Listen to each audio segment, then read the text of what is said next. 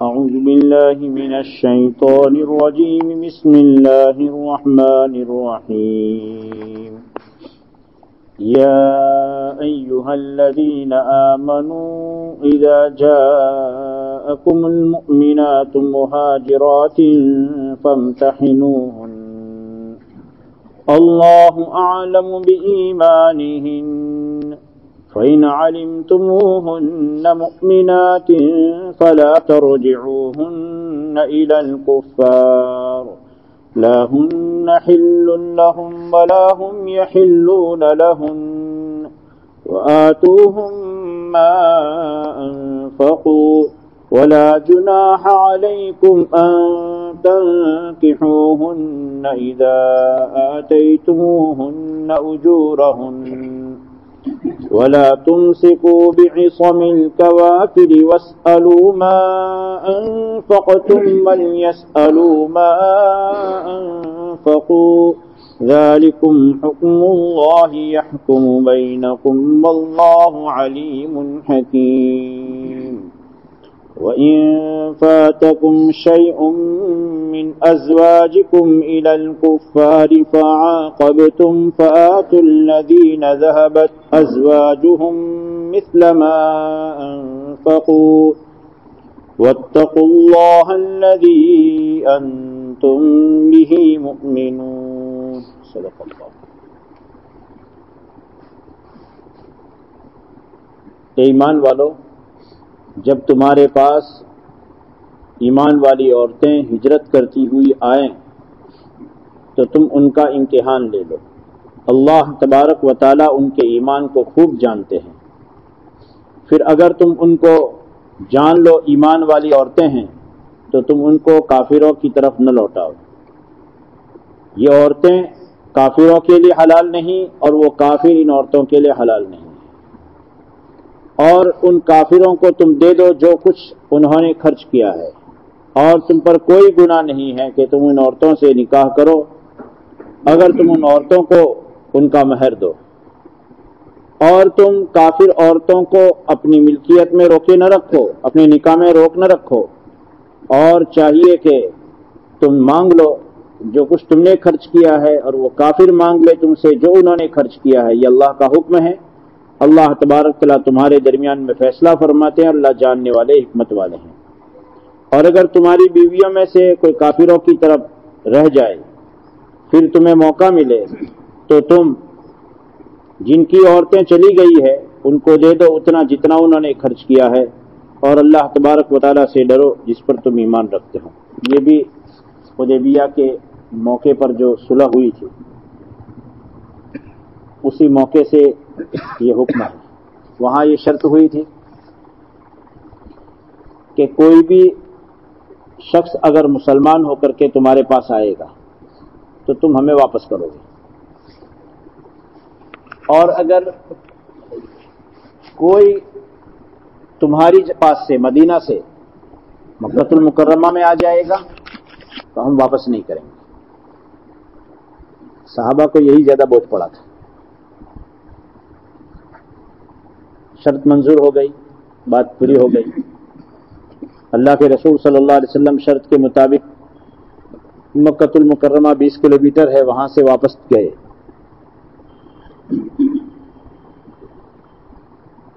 اور مکہ سے مدینہ پہنچنے کے بعد کچھ صحابہ کرام ایمان قبول کر چکے تھے، وہ ہجرت کر کے مدینہ آئے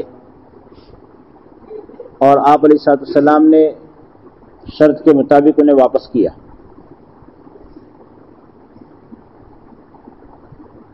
لیکن اس شرط نامے میں، صلح نامے میں جو شرطیں منظور ہوئی تھی اس میں اس کا کوئی ذکر نہیں تھا کہ اگر کوئی عورت اسلام قبول کر کے آئے گی تو کیا کرنا ہے. ہوا ایسا ہی. ایک عورت کچھ عورتیں اسلام قبول کر کے آئی، اس میں ایک عورت اور اس کے 2 بھائی بھی. مشرکین نے مانگا کہ ہم کو واپس کر دو. آپ علیہ السلام نے ان 2 کو واپس کیا. اس وقت یہ آیت نازل ہوئی کہ تمہارے پاس اگر ہجرت کرتے ہوئے مسلمان عورتیں آتی ہیں تو ان کو جانچ لو کہ وہ اللہ پر ایمان رکھتی ہے نہیں رکھتی ہے، نبی علیہ السلام کو مانتی ہے نہیں مانتی ہے، یہ امتحان لینے کا. باقی حقیقت میں ایمان دل میں ہے نہیں، وہ تو اللہ کا کام ہے. اللہ اعلم بایمانہن. اگر مومن ہونا پتہ چل جاتا ہے کسی عورت کے متعلق تو پھر اب اس کو کافروں کے حوالے نہیں کیا جا سکتا. اور مشرکین نے بھی اس پر چوچیرا نہیں کیا کیونکہ اس کا تذکرہ ہی نہیں تھا. مردوں کی بات ہوئی تھی، عورتوں کا کوئی ذکر تھا ہی نہیں. اور عورت ہجرت کر کے اتنا دور جائے لوگوں کو بہت مشکل بھی معلوم ہو رہا تھا. اس وقت کا یہ حکم ہے کہ اگر پتہ چل جاتا ہے کہ ایک عورت مسلمان ہے، وہ آ چکی ہے، اب اسے واپس نہیں کیا جائے. مرد کو واپس کر دو. کیوں؟ اس لیے کہ یہ اگر شادی شدہ ہے تو اب وہ مومن عورت کافر کے نکاح میں رہے، یہ ہو نہیں سکتا. یہ عورت کافروں کے لیے، کافر اس عورت کے لیے حلال نہیں. بہت نازک ہے.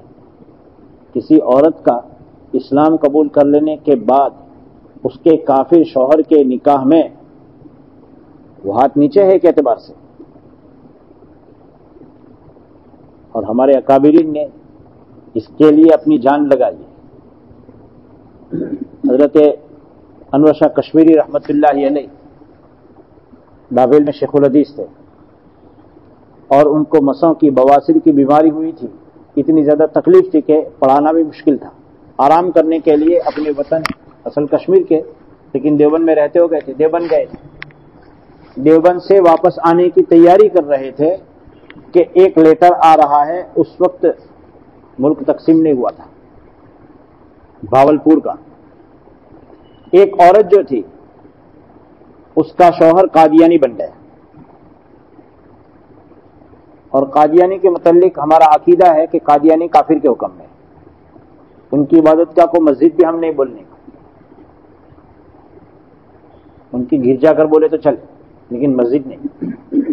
ظاہری طور پر لوگوں کو دھوکہ دینے کے لیے کلمہ ہماری طرف پڑھتے ہیں، لا الہ الا اللہ محمد رسول اللہ، وہ بھی پڑھتے ہیں، لیکن وہ یہ مانتے ہیں کہ ان کے بعد غلام محمد قادیانی رسول ہے. اللہ کی پناہ. ایمان کبھی مضبوط ہوتا ہے کسی کا.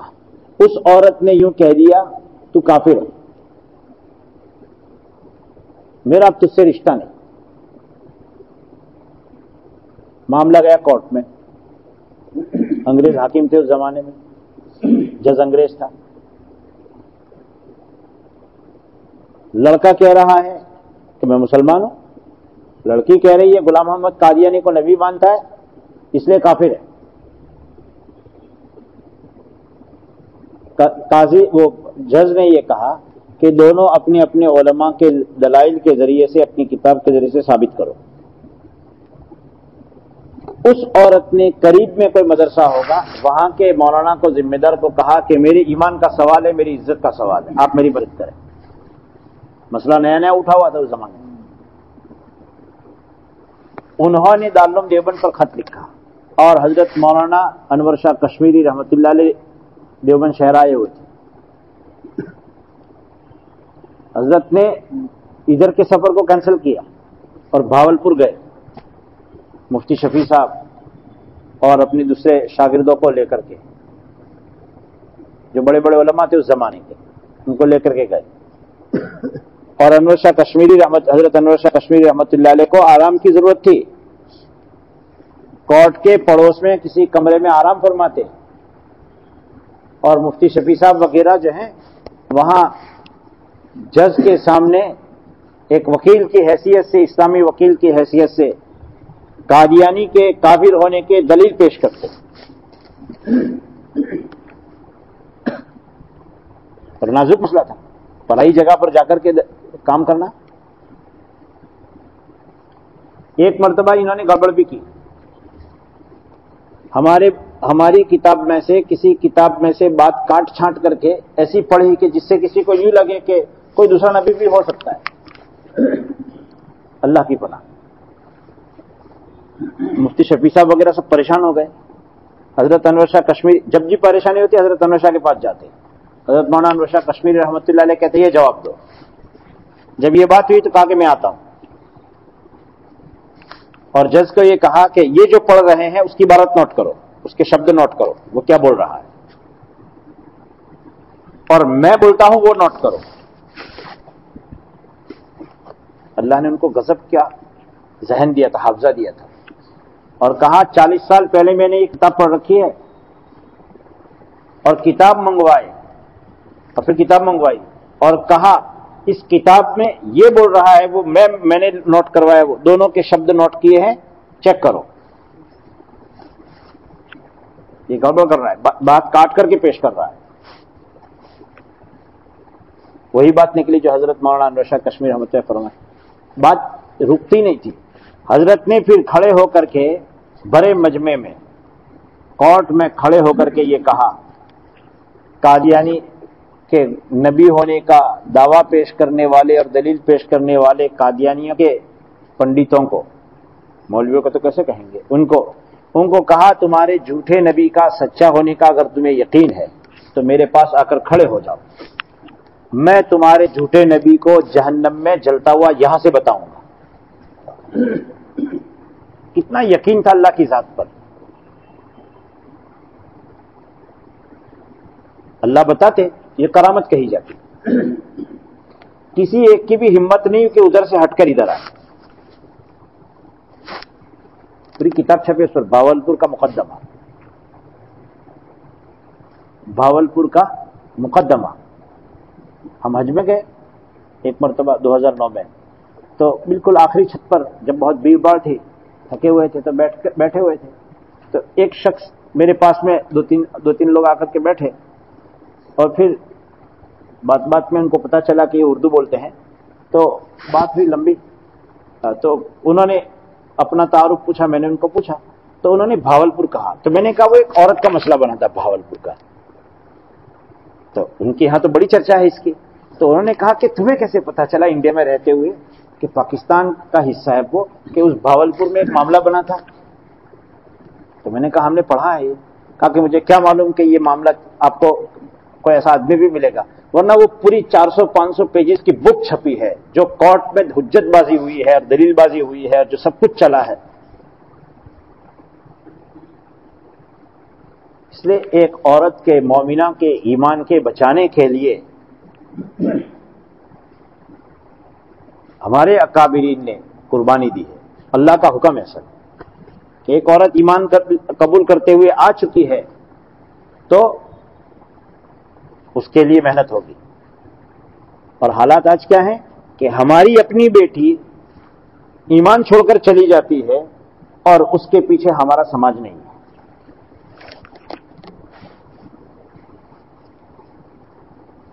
اور ماں باپ بھی کس بات سے ڈرتے ہیں کہ اگر بیٹی کو واپس لائیں گے تو تانے میں زندگی بھر مر جائیں گے۔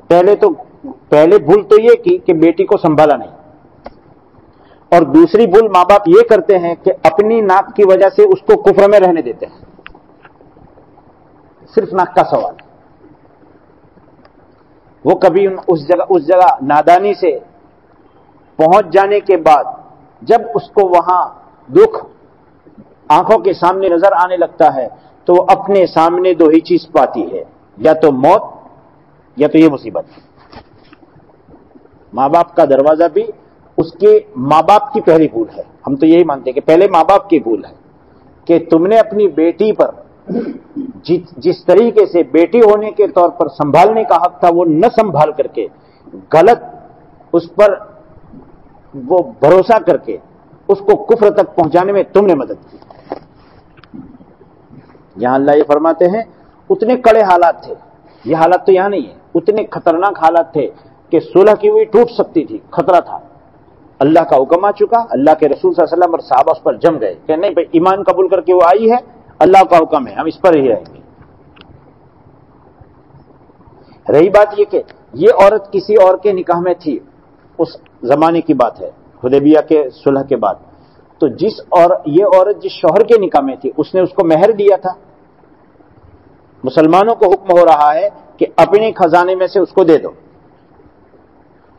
جتنا پیسہ خرچ کیا اتنا دے دو بیت المال میں سے، لے بھائی لے بات ختم۔ لیکن یہ عورت واپس نہیں جائے گی۔ اور اس عورت سے اب تمہیں نکاح کرنا ہے تو اس کو دوسرا مہر دو.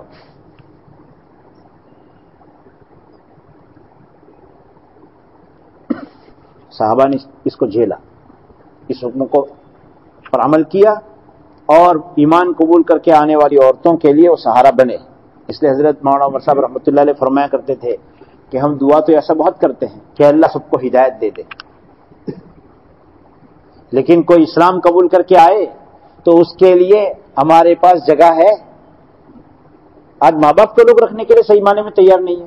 ان آنے والوں کو جو گھر کی ساری سہولتیں چھوڑ کر کے آئے گا وہ اپنی آخرت کے لیے آنے والا ہے، جو آئے گا وہ اپنے لیے آنے والا ہے، لیکن اس کی بھی تو ایک قربانی ہے. مصعب بن عمیر رضی اللہ تعالیٰ عنہ آئے ہیں تو اللہ کے رسول نے ان کے لیے قربانی دی ہے.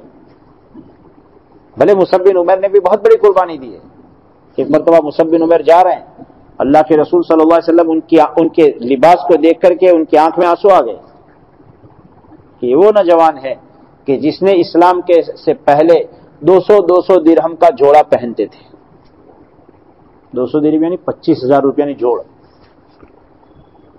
بلکہ 40,000 آج کل تھے. 30-40 ہزار کا جوڑ پہنتے تھے، اور اسلام قبول کیا ہے تو کپڑے بھی اتار لے گئے،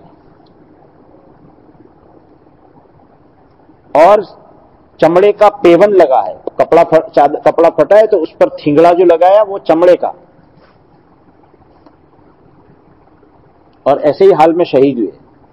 اس لیے بہت سے صحابہ جو بعد میں جب فتوحات ہوئی تو وہ کہا کرتے تھے کہ ہم میں سے ایک جماعت صحابہ کی وہ تھی کہ جنہوں نے اپنی محنت کا دنیا میں کچھ بدلہ نہیں لیا اور اللہ کے دربار میں پہنچ گئے.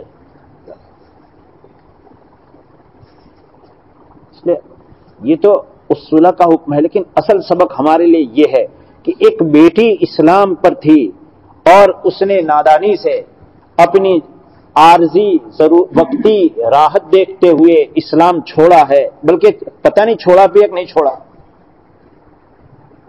اور وہ واپس آنا چاہتی ہے تو اپنے لیے دروازہ بند پاتی ہے.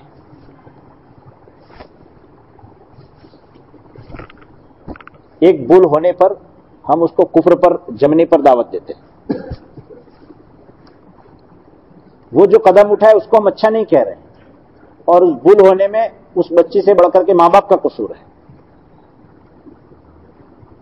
اللہ ہم سب کی حفاظت فرمائے.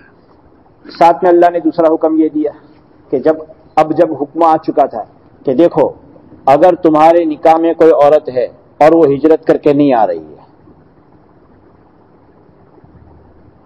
اس کا ایمان معتبر نہیں، یا یہ کہ وہ اپنے پرانے مذہب پر رہ گئی اور آپ مسلمان ہو گئے، تو اب اس کو اپنے نکاح میں روک مت رکھو، اس کو الگ کرو.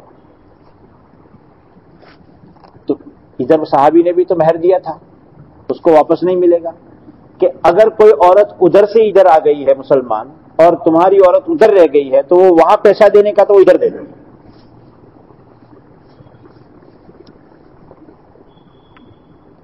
لیکن اپنے نکاح میں کافر عورت کو نہیں رکھ سکتے. اسلام اس کی گنجائش رکھتا ہی نہیں کہ ایک غیر مسلم غیر مذہب کی عورت دوسرے مذہب کی عورت اس کے ساتھ ہمارا نوجوان ریلیشن شپ رکھے اور اس کو پھسلا کر کے نکاح میں لے آئے. نہیں ہو سکتا. اس کو اپنی خوشی سے اگر اسلام قبول کرنا ہے بغیر کسی دباؤ کے وہ ٹھیک ہے، وہ اس کے اپنی آزادی کی بات ہے. لیکن دوسرے مذہب پر رہتے ہوئے ہم اس کو اپنے مذہب پر آنے کے لیے مجبور کریں یا نکاح کے نام پر مجبور کریں، اس کی اسلام میں گنجائش نہیں. لا اکراہ فی الدین، واتقوا اللہ الذی انتم بہ مؤمنون. اس اللہ سے ڈرو کہ جس پر تمہارا ایمان ہے. کہ ایک نازک چیز ہے کہ تمہاری عورت ادھر رہ گئی ہے، ان کی عورت ادھر آ گئی ہے مسلمان ہو کر کے، اور اب ان کی عورت نے بطور مثال کے ان کے شوہر نے اپنی عورت پر مہر 5,000 لگایا تھا اور تم نے لگایا تھا 2,000، 3,000 دینے جاؤ. کہ کیوں؟ کہ ان کا 5 تھا تمہارا 2 تھا. کون عمل کرے گا؟ کہ اللہ کا اگر ڈر ہے تو عمل ہوگا ورنہ نہیں ہوگا.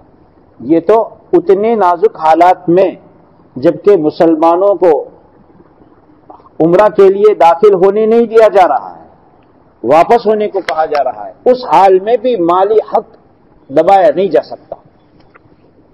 جس کا جو مالی حق ہے اس کو ملے گا. ہمارے ساتھ دشمنی رکھی ہے، دشمنی اپنی جگہ پر، لیکن اس کا مطلب یہ نہیں کہ اس کے مالی حق کو دبایا جائے گا، صاحب حق کا حق دلایا جائے گا. کافر ہے لیکن وہ اپنا حق رکھتا ہے. اسلام اس کی گنجائش ہرگز نہیں دیتا کہ اس کے جان کے مال کے کسی حق کو نقصان پہنچایا جائے. تو ہم سب کے لیے اہم ہدایت تو یہ ہے کہ ہماری اپنی بچیوں کے بھی ایمان کی حفاظت ہمیں کرنی چاہیے. بہت فکر رکھنے کی چیز ہے کہ بیٹی کہاں جا رہی ہے اور کس کے ساتھ وہ راستوں میں مل رہی ہے. ماں باپ بیچارے مطمئن ہیں. اس کو آج کے مارکیٹ کی زبان میں اوور کانفیڈنس چلتا ہے. آج کے زمانے میں اپنی اولاد کی ایمان کی حفاظت کے لیے اولاد کے ہر قدم پر نظر رکھنے کی ضرورت ہے. اس لیے ہم تو کہتے ہیں کہ اگر موبائل میں پاسورڈ ہے اور گھر والوں کو معلوم نہیں ہے تو خطرہ ہے.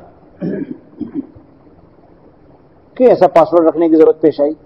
ٹھیک ہے چلو بھائی، موبائل میں کے ذریعے سے آج بینک کے ساتھ اکاؤنٹ جڑا ہوا ہے تو کہیں ضائع نہ ہو جائے، ٹھیک ہے مان لیا، لیکن گھر والوں کو کیوں نہیں پتا؟ بھائی بیٹا اور بیٹی کے موبائل کا پاسورڈ اگر ہے تو ابا کو کیوں نہیں معلوم؟ اور شوہر کے موبائل میں پاسورڈ ہے تو بیوی کو کیوں نہیں معلوم؟ اور کیوں ایسا ڈر محسوس ہوتا ہے کہ آدمی مسجد میں جاتے وقت میں کہیں جاتے وقت میں موبائل گھر میں نہیں رکھ سکتا؟ یہی چیز ہے ایمان سے ہاتھ دھو بیٹھنے کا ذریعہ بنتی ہے. بعض گناہوں کا اثر ہوتا ہے کہ اس گناہ کی وجہ سے کسی وقت میں آدمی ایمان سے محروم ہو جاتا ہے. میں نے آپ کو سنایا تھا ابو عبداللہ اندلسی کا قصہ. ایک لڑکی پر بدنظری سے دیکھ رہے ہیں اور وہی ایمان سے محروم ہونے کا سبب بنا. کبھی کسی کو حقیر اور کمتر سمجھنے سے کہ بہت بیکار لوگ ہیں، اور ایسا ہماری زبانوں پر بہت مرتبہ ہوتا ہے. ابو عبداللہ اندلسی کے قصے میں ایک بات یہ بھی لکھی ہے کہ جب وہ داخل ہوئے ہیں اور عیسائی لوگ ہیں تو اس وقت ان کے دل میں یہ بات آتی ہے کہ کیسے لوگ اب تک ان کو سمجھ میں نہیں آیا. وہی ان کے محرومی کا سبب بن گیا.